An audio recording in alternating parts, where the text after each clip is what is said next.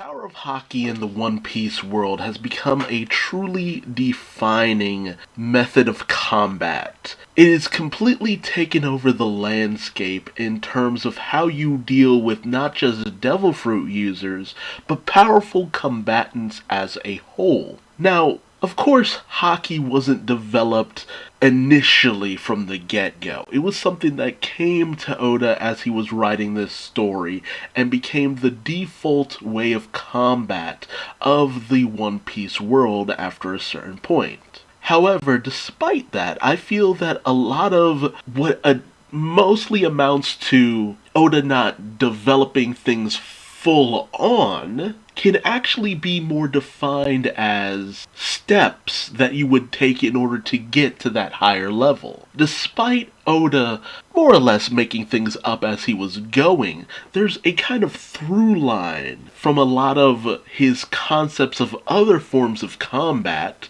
and the earlier showings of Haki that actually make it a little more believable that there's a practical way of progressing towards what we see later on in the series. So join me, if you will, as I go over the various different forms of Haki and different abilities that seem like they could be a starting point to getting to more impressive forms of Haki. As with any form of martial art or power system, having something to start from and to aim for later down the line makes the most sense. You don't come out of the gate being all powerful. It's something that you develop over time.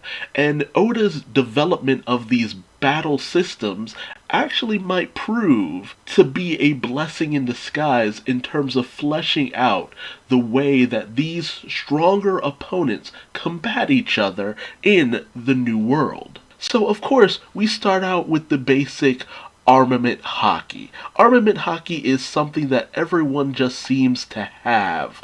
It's the most common form of Haki, which is hilarious because I think it was the form of Haki that was introduced the latest in terms of the series.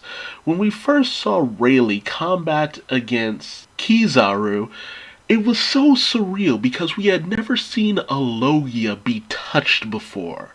To have someone actually be able to physically combat against those elemental bastards who seemed like they were invincible at every turn, it became the turning point in terms of how we view combat in One Piece as a whole. It evened the playing field, because before that you were completely at the mercy of these powerful beings. But so far into the New World and the Grand Line, it becomes an everyday practice of putting Logia users in their place. The next step up from just having a kind of invisible armor around you that allows you to interact with other things is to create this kind of hardening of your body. Now, the question has always arose, why did we never see this blackening, this hardening of the body beforehand? And that could simply come to the fact that completely blackening your body the way that we see with a lot of characters tends to be a little bit ill-advised. The more of this you see around the body, the more susceptible to certain attacks a lot of characters seem to be, like the likes of Pika and Virgo, who, despite fully armamenting up their body, end up becoming prone to more basic Haki infusion, which shows that completely over-coating your body with Haki tends to be an ill-fated move, as it seems to kind of lessen the staying power of certain forms of Haki. Although that's just making an excuse for something that wasn't fully fleshed out beforehand.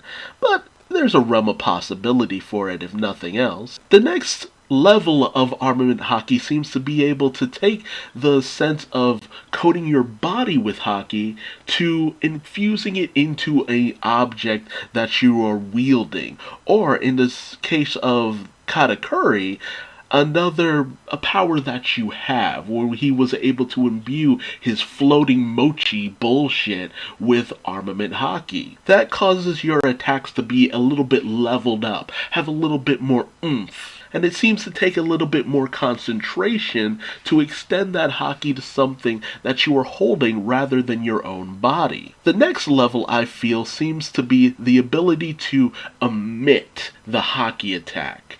You're able to send that blast of haki not just into an object, but as an attack itself. An invisible strike that's able to knock your opponents right on their keister. I remember seeing this with Sentamaru all that time before, and wondering, what was that attack? How was he able to harm Luffy the way he was? Honestly, Sabaody Archipelago really mixed things up in terms of what you understood when it came to fighting Devil Fruit users.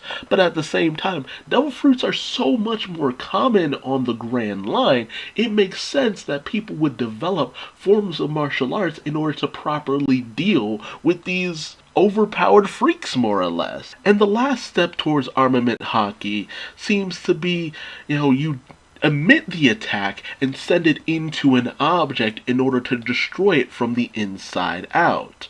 Now, it makes a lot of sense, an internal destruction technique. You're not just striking at an opponent, sending them flying. No, you're sending your power within and causing maximum damage. Having something that's able to pierce into the opponent and then send shockwaves of pain throughout them is going to do a whole lot more damage than surface level wounds. So that makes a lot of sense in how it's applied for Luffy and why this attack was at least able to do a little bit more to Kaido when Luffy and he had their rematch. The next form of haki is observation haki, and we were initially introduced to this as mantra, and it seemed to be a very formidable ability from the onset. Observation, you're able to sense the presence of others, almost to a frightening degree. With certain forms of observation haki, especially when we saw it with Aisa, we saw that she was able to detect people all across Skypiea. She could tell when they were dying, when they were injured, when they were hurt. And we could see the overload that certain characters would get simply by using this technique, to be able to sense what's going on to so many other people. However, we see that there are various different levels to this as well. As sensing one's presence, you can go a little bit beyond that. You can sense the strength of another opponent. How strong is this person? We've seen that multiple times with Luffy. With but a glance, he was able to tell, hey, Inuarashi, you seem pretty strong. Bam, just like that. He took one glance at Inuarashi in his bed and could immediately tell that he was a strong guy. Being able to do that helps you level. Are you able to take this opponent down? Or will you have a fight on your hands in order to dominate over this person? It's very useful, if nothing else. Not to mention, you have the ability to sense intent. Is this person trying to, harm me, do me wrong? Where is their attack coming from? Not just that, sensing emotions. You can sense the volatile nature coming from your opponent. And with that, you're able to find where they're directing their attack. What part of you are they trying to do harm? Helping you more easily navigate around what they're able to do. And I feel that if you combine all of that, being able to sense presence, strength, emotion, intent, using all that in conjunction seems to be what helps make Future Sight. What allows the likes of Katakuri and Luffy to be able to take a glimpse into the probability of what will happen. Because I don't believe it is altogether Future Sight, period. There's a combination of statistics that you have to mentally go through. The likelihood of this happening, the likelihood of that happening, the probability of this person saying this, knowing what they intend, how they feel. You're able to kind of suss out just how malicious someone might be, just at a glance. It makes sense, at least to me, that this application of observation haki takes loads of concentration, though. And that's why you can't be in a jittery or overly excited state, or else you end up failing in trying to do this. You will end up not being able to fully predict an oncoming attack, and that could leave you prone to even the most basic of strikes. And the least common form of Haki seems to be Conqueror's Haki. And interestingly enough, this was the very first form of Haki we've ever seen. Now, so many people love to give Shanks a lot of flack on the fact that he got his arm bit off by the Lord of the Coast, but we've seen that you can have Conqueror's Haki and not be the most physically powerful person around. This was Shanks, I want to say about 10 years ago? Well, and just because he had Conqueror's Haki doesn't mean he was able to fully fight off the Lord of the Coast from the jump.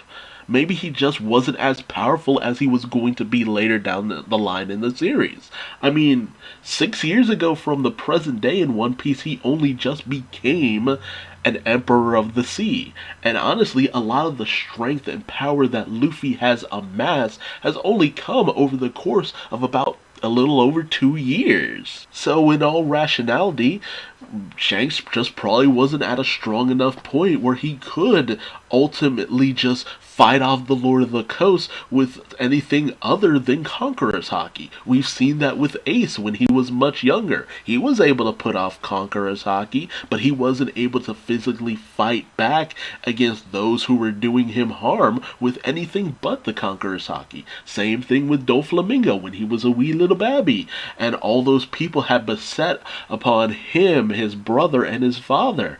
All he was able to fight back with was his Conqueror's Haki. Just because you have Conqueror's Haki doesn't make you indomitable. And the most basic form of this seems to be an assertion of your will over lesser creatures like animals. They're able to kind of suss things out with their instincts. They're able to see beyond the surface level and tell deep down, oh no, this person is a threat and I shouldn't mess with them. The next level of this is to exert that pressure further out, dominate over more human minds who would be able to kind of just look past that initial sense of Conqueror's Haki. They're forced to submit or be completely knocked over by your exuding of will. Now again, this isn't a beat-all technique. You can just send out this shockwave and it's just like, yeah, you take a few people down, but anybody with a monochrome of a decent amount of willpower is able to withstand that and probably cut you down. Just because you have this technique does not make you completely invincible. But then you start getting to those higher levels of when, two opposing forces strike and the pressure that they both exude is able to just be sent out, and in a clash it could split the very heavens themselves. You're just exerting that much pressure. You're putting pressure behind your attacks, and that's what leads to the highest form of Conqueror's Haki that we've seen so far,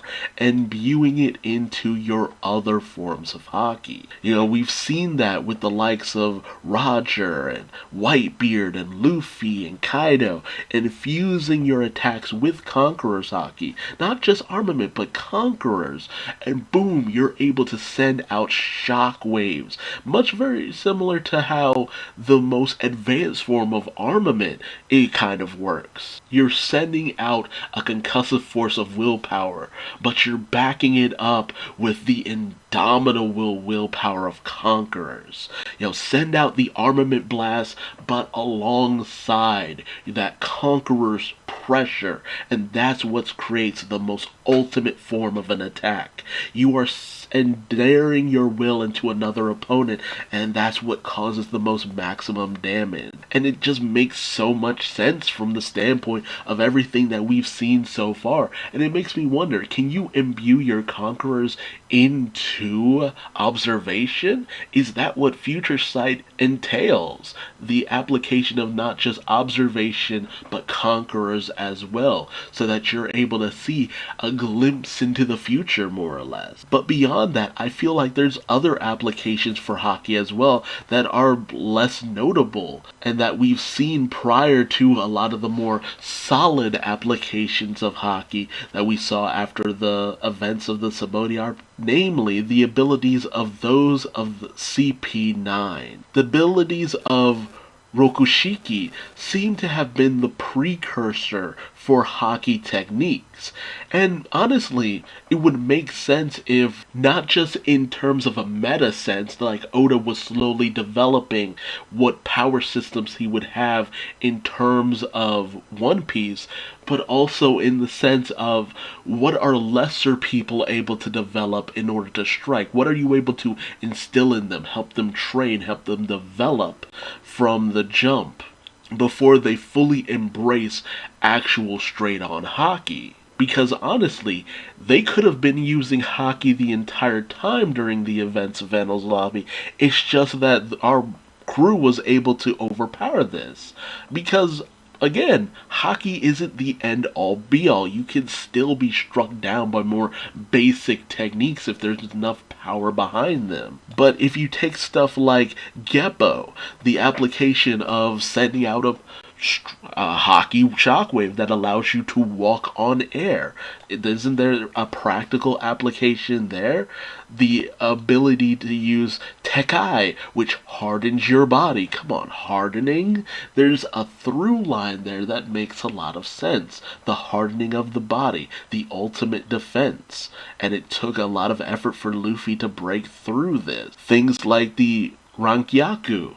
Honestly, Zoro was trying to develop this all the way back in Skypiea because he just couldn't take on a lot of the opponents who were flying all over the place through the sky. He was trying to develop a flying slash attack. And boom, then we see it with CP9, who have a complete mastery of this, where they're just sending out air slashes all over the place, left, right, and center. These are very similar to the more advanced forms of armament Haki, just sending out these powerful strikes. And then you get the likes of Soryu, evasion techniques through speed and all that. Wouldn't observation Haki help this greatly? Help to develop this power? And of course the Shigan, just hardening your fingers to the point where you're just able to stab into someone, or even sending out a shot like a pistol blast. That seems like armament Haki to me. And even with the techniques of the Kame, you're able to just dodge around opponents' attacks, ducking and dodging, clearing your mind, going off of nothing but instinct. Isn't that knocking at the doors of observation Haki? I know this is basically making it so that your body just moves in a paper-like fashion, dipping and dodging over attacks, but to say a little bit of armament Haki would go a little bit of observation Haki would go a long way with this. It was not far-fetched. And the ultimate technique of the Rokushiki, the Rokugan? Come on. A blast that goes into your opponent and causes internal destruction? Like, dude, come on. That's the most advanced form of armament Haki. An internal blast. An internal destructive attack for maximum damage against your opponent. Luffy was literally trying to learn that shit in Wano. Like, come on. Like, honestly, looking at it that way, it makes it even more of a miracle that the Straw Hats were able to survive against CP9.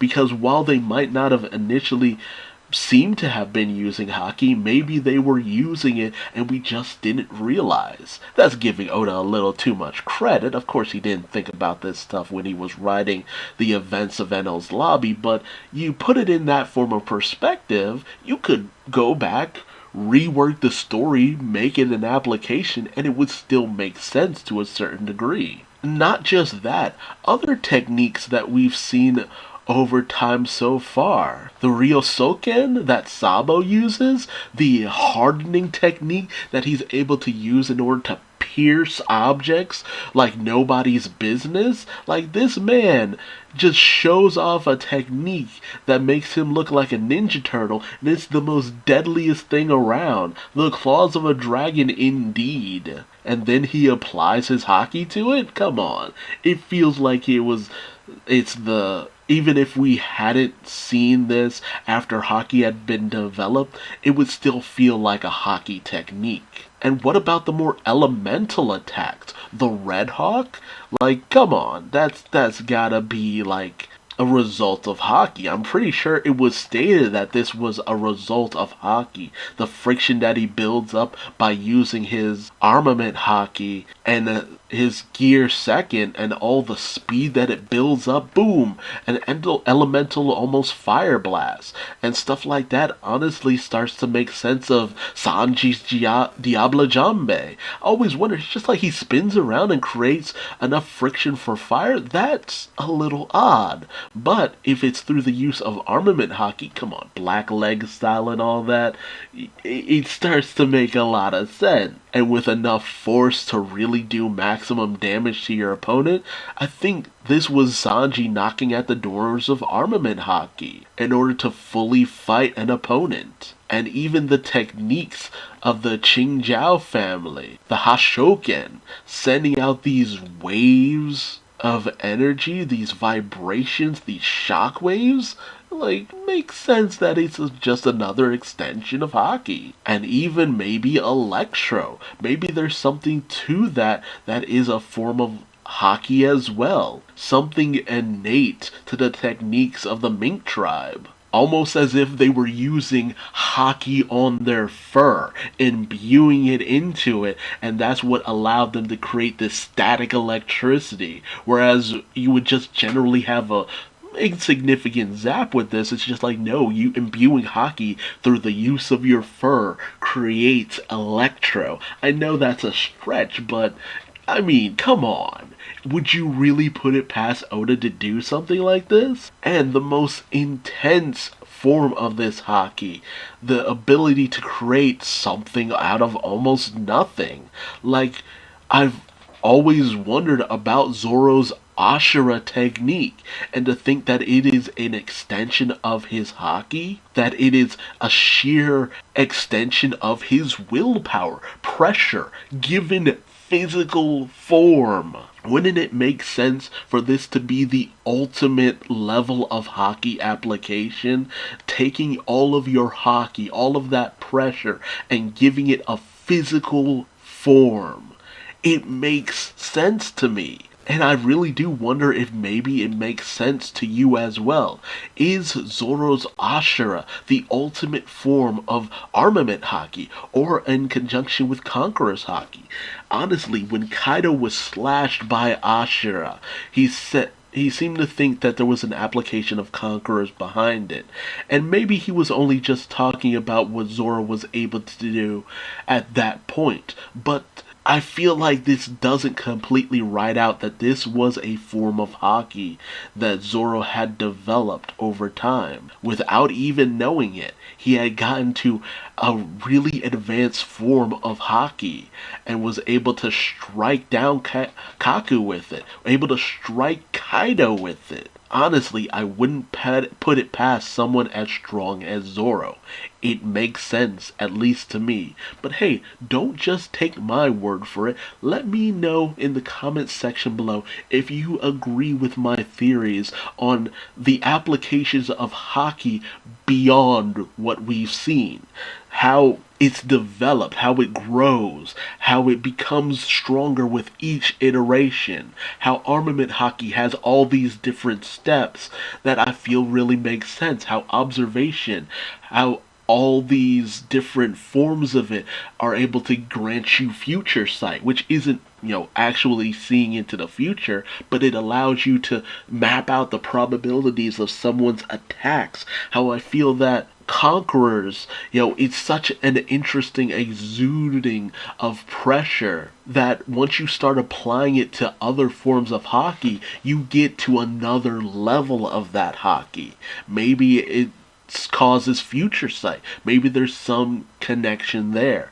And what about with the various different techniques of the CP9, the Rokoshiki? Do you think that maybe there was a potential for it to be the coming of Haki, or maybe there was already an application of Haki that just wasn't able to be explained to us? Again, I know that Oda didn't develop Haki at that point, but do you feel that there's the potential for it to be the coming of Haki, or Haki applications before you're fully able to use a lot of the more other Haki techniques? And what about the other kind of elemental attacks? Electro, Diablo Jambe, Red Hawk. Like, it would give a lot of meaning to those attacks if it was the knocking on the door of Haki. Like, you're almost there. You almost grasping Haki in its entirety. That's why we saw it so early on or so later on. It's just like you needed some form of Haki in order to wield these abilities. And Ashura, like an advanced form of Haki that we've never seen before. Haki given physical form, manifestation, the true ultimate attack. What do you think? Let me know in the comment section below if you agree with any of my theories. And if you like this video, please like, comment, and subscribe. Hit the bell for notifications. Or don't, I ain't your daddy. But I still love you like one if you made it this far into the video. And until next time, I've been Duuz-Diz-Din, and I will see you later. Bye-bye.